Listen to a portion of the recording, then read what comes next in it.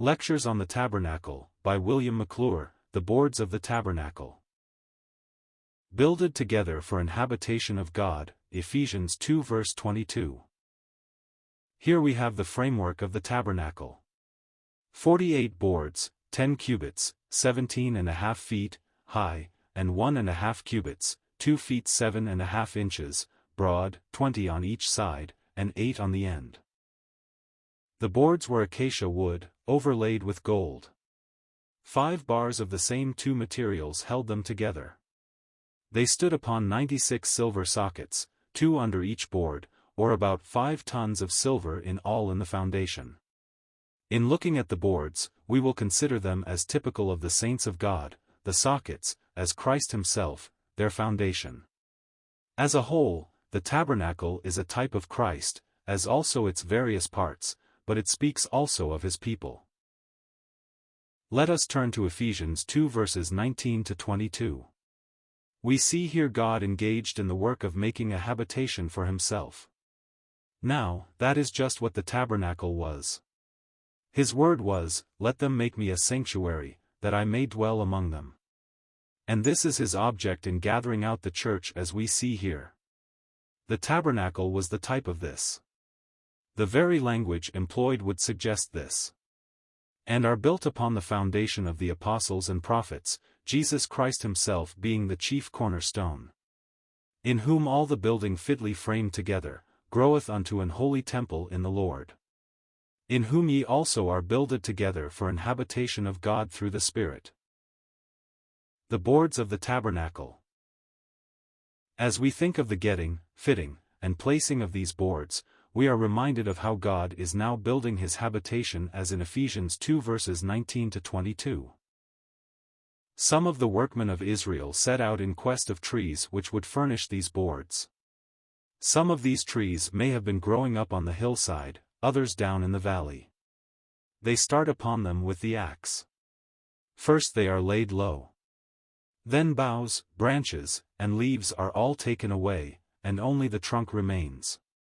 This is cut up into boards, and these are fitted and fashioned, covered with gold, and set up with all the others to form a dwelling place for Jehovah. Such is the picture. Now for its application. Those Ephesian saints were boards. Once, some of them grew upon the hills of religion and morality, while the many grew down in the low places of sin and vice. But alike they drew their enjoyment from the earth, not from God. But the word of God, like an axe, came and it detached them from the world. They saw themselves to be dead in trespasses and sins, all their fancied goodness and false profession was taken away. Then as the boards were fashioned for their places in the tabernacle, so were they raised up and builded together for an habitation of God. It might have looked cruel to see the trees despoiled of their beauty. But that beauty would soon have faded.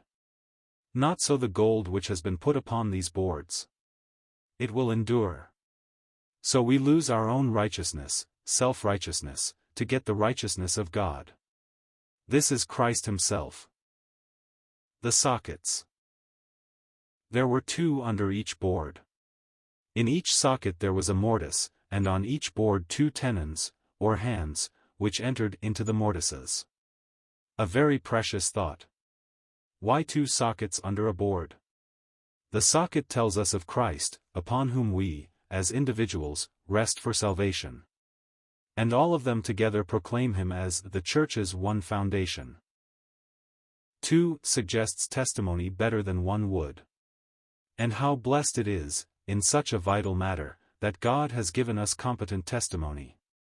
Paul, writing to the Corinthians, 1 Corinthians 15 verses 1 to 8, about the gospel he had preached, which they received, and by which they were saved, shows upon what authority the fact of the resurrection of Christ rested.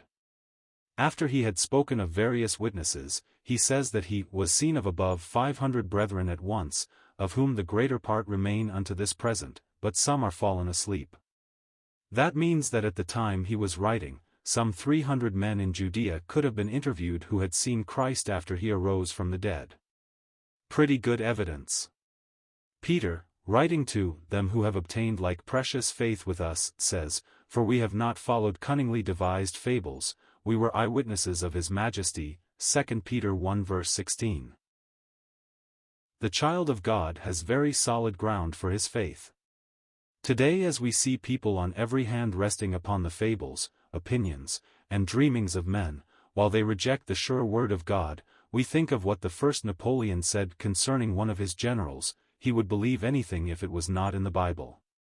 The boards were separated from the earth by these silver sockets. Once as trees, they were in and of the earth. Now they are on the earth, but not in it, nor of it. Not only does the cross of Christ separate believers from their sins, and the wrath of God due to them because of these, but it separates them from their old standing, takes them out of the world in which they once lived. What a picture we get here of an assembly of saints! Each board covered with gold, standing on the silver sockets, all bound together by the 5 bars to be an habitation of God. We think of such words as, that he might gather together in one the children of God, John 11 verse 52, and all that believed were together, Acts 2 verse 44. In these early days, believers seemed to do so by instinct. Sects and systems had not then perverted that blessed instinct as, alas, seems to be the case now. It is, however, the responsibility of all who know Christ, to seek a fellowship such as we see pictured in these boards of the tabernacle.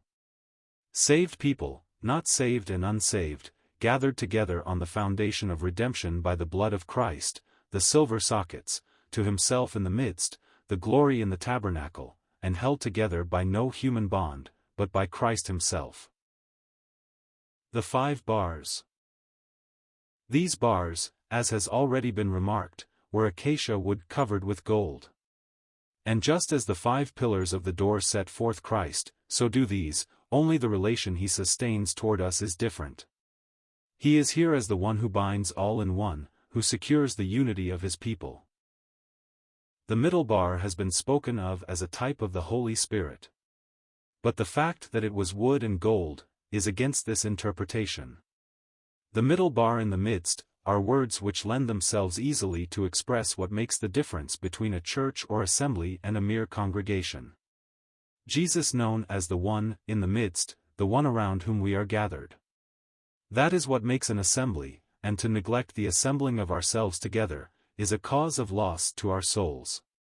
And to turn away from such a company is to turn our back on Christ, who is in the midst. It has been said that the middle bar passed through each board like a dowel. That is, a hole was bored in the board, and the bar, like a long dowel pin, went through from end to end of all the 20 boards. Now the hole would have to be so large as to weaken the boards if the bar was to be of a strength sufficient to be any material help, and as it was wood, its size would have to be considerable. But if some of the rings were on the inside of the boards, and this bar passed through these, it would act as a key to the others, giving stability to the boards, and the truth taught would be just the same. I just suggest this, as the more reasonable interpretation to us. At any rate, the truth taught is clear. Nothing holds together a company of believers like seeing that Jesus is the center, and that as Lord we are gathered unto him, owning his authority.